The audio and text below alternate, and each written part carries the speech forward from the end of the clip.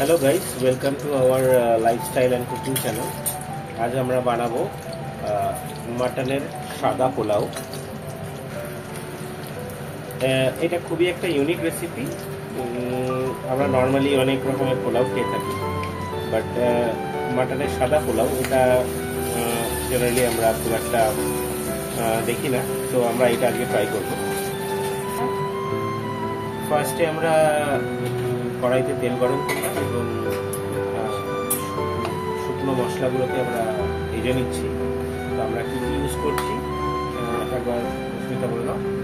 তেজপাতা, শুকনো লঙ্কা, দালচিনি, গোটা জিরে, লবঙ্গ, এলাচ আর একটু জয়িত্রী, এগুলো দিয়ে আমরা একটু তেলের মধ্যে ফ্লেভারটাকে ইনফিউজ করছি।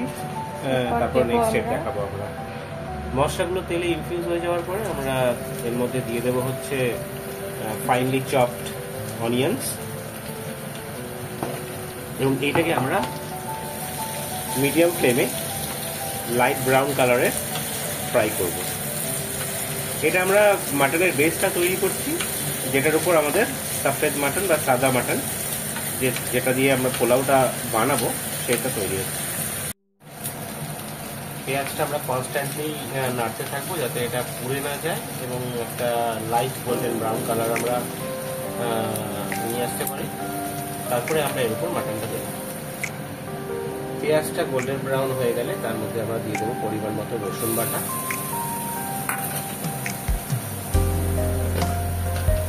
পরিমাণ মতো আদা।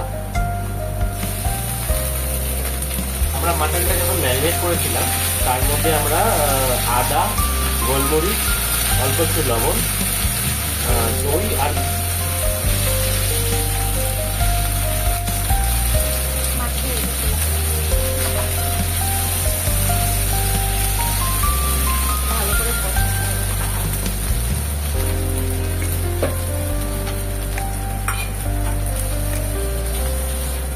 মাটনটা ম্যারিনেট করার সময় আমরা এর মধ্যে দিয়েছিলাম গোলমরিচ, লবণ, দই,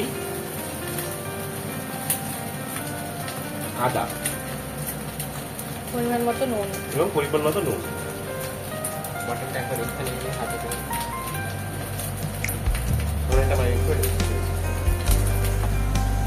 এরপরে আমরা দিয়ে দেবো চপড টমেটো,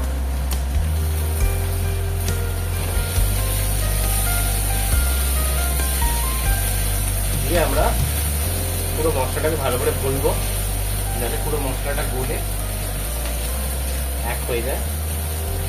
তারপরে আমরা মাটনটা দেবো।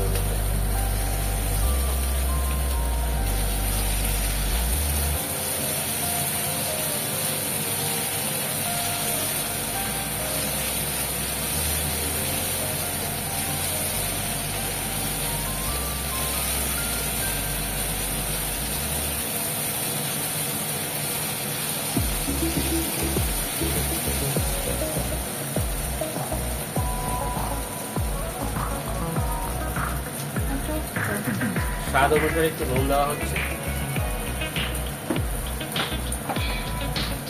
মাটনে আমরা অল্প একটু নুন দিয়ে রেখেছিলাম, তো আমরা সেই বুঝে কম নুন দিলাম, আগে পরে দিয়ে দেবো। তারপর দিলাম আমরা লঙ্কা গুঁড়ো আর একটুখানি জিরে গুঁড়ো।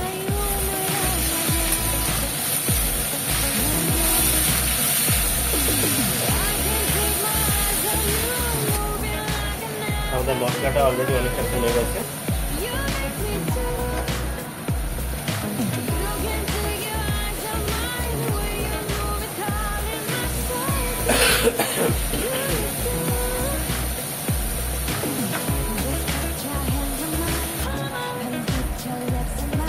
এরপরে আমরা দিয়ে দিচ্ছি এই প্রি ম্যারিনেটেড মাটনটা। এটার মধ্যে কখনোই, যেহেতু এটা সাদা পোলাও বা সফেদ পোলাও, এর মধ্যে কখনোই আপনারা হলুদটা দেবেন না, তাহলে যে কালারটা যে সফেদ পোলাও সেই কালারটা মেনটেন করতে পারবেন না। তো এটা কাইন্ডলি মাথায় রাখবেন। আমরা এখানে 700-800 গ্রাম মতো মাটন নিয়েছি, আর আমরা সমান পরিমাণে রাইসও নেব, সেটা আমরা নেক্সট স্টেপগুলোতে দেখাবো। মাটনগুলো যদি বেটার হয় আপনার সামনের যে রান হয় সেই রানটা থেকে নেবেন, তাহলে মাটনটা বেশি টেন্ডার হবে এবং ওর মধ্যে ফ্যাট কন্টেন্টটা কম থাকবে, আপনার ভালো বানানোর জন্য সেটা অ্যাকচুয়ালি সুটেবল হবে। এই জিনিসগুলো মাথায় রেখে মাটনটা আপনার রান্নাটা ভালো হবে। মাটনটা এবার আমরা কষতে থাকবো মিডিয়াম আছে।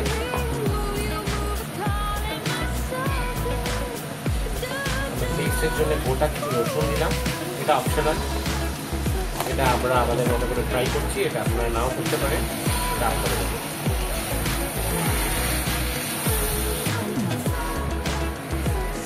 আমরা এখন এই মাটনটাকে মিডিয়াম ফ্লেমে কষবো।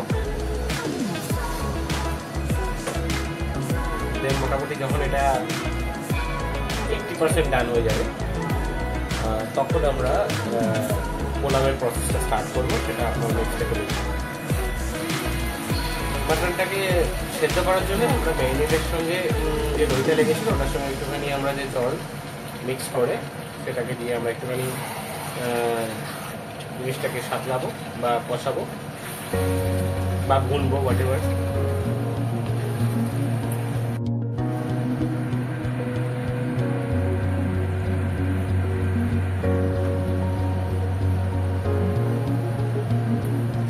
আপনারা দেখতে পাচ্ছেন মাটনের থেকে এবং মশলার থেকে তেল ছেড়ে দিয়েছে।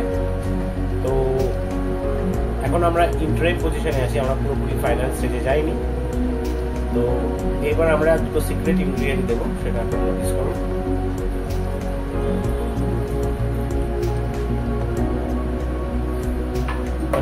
মাটনের ইয়াকনিটা বানানোর জন্য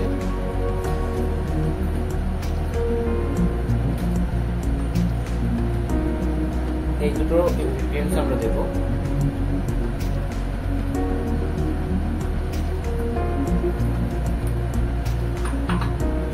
আমরা দিয়ে দিলাম এর মধ্যে 1 কাপ দুধ এবং 1 কাপ দই, যেটা আমাদের ইয়াকনিটাকে ক্রিমি বানাবে এবং ব্যালেন্স করবে মশলাগুলোকে এবং টেস্টটাকে এনহ্যান্স করবে। এবং যে সফেদ পোলাও বলছি তার যে বেস কালার এটা থেকেই আসবে। মাটনটা আমাদের 50% ডান হয়ে গেছে, এবার একটা আমরা ট্রান্সফার করে দেবো প্রেসার কুকারে বাকি স্টেপসটা কমপ্লিট করার জন্য। মোটামুটি 80% অবধি আমরা এটাকে কুক করবো।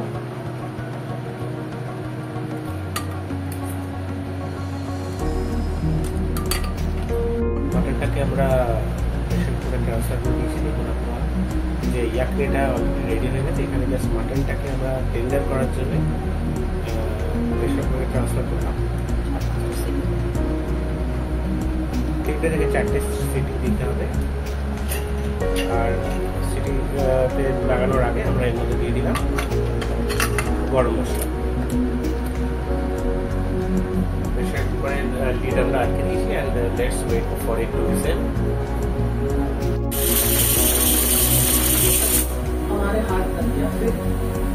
আমাদের মাটনটা অলরেডি রেডি হয়ে গেছে, 80% ডান। এরপরে আমরা পোলাওয়ের যে প্রিপারেশন ওটা স্টার্ট করবো।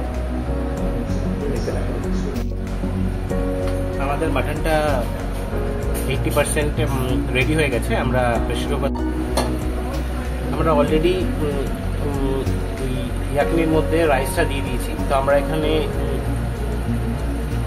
3 কাপ রাইস নিয়েছি, তো আমরা সেই অনুযায়ী 6 কাপ মতো জল দেব। তো যতটা রাইস ততটা তার দ্বিগুণ জল আমাদের দিতে হবে। বেশি হয়ে গেলে আমাদের এটা বেশি ওভারকুকড হয়ে যাবে, আবার কম হলে আমাদের আন্ডারকুকড হবে। এটা এই জন্য মনে রাখবেন যতটা রাইস তার ডাবল জল দিতে হবে। তো আমরা ইয়াকনির মধ্যে কিছুটা জল ছিল যেহেতু, তো আমরা সেটাকে ক্যালকুলেট করে বাকিটা জল দিয়েছি। এরপর আমরা এর মধ্যে গরম মশলা দিচ্ছি আর একটুখানি নাটমেগ দিলাম। মানে জায়ফল।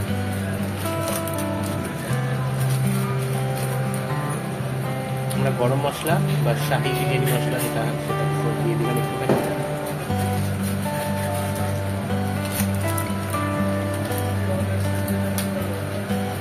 খুব সুন্দর স্মেল আসছে।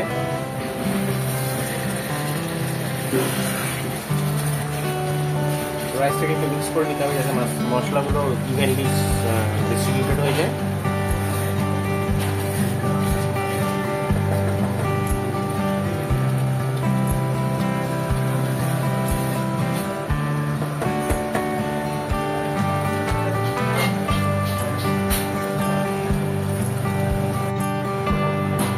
এটা নেটটা দিয়ে দিলাম, দিয়ে দিলাম।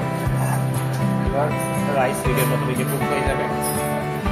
জলটা যখন একদম রাইসের মধ্যে অ্যাবজর্ব হয়ে গিয়ে রাইসটা ফ্লাফি হয়ে যাবে, আমরা চেক করবো যে আর কোনো ময়েশ্চার কন্টেন্ট আছে কিনা। Then will be ready to serve. আমরা জাস্ট হালকা এসেন্সের জন্যে মানে হাফ টিস্পুন গোলাপ জল দিলাম আর হাফ টিস্পুন কেওড়া বাটার দিলাম।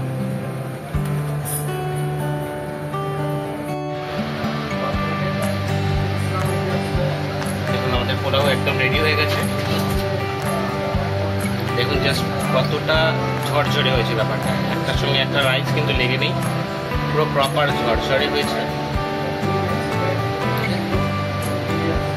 আপনারা বাড়িতে সবাই ট্রাই করবেন।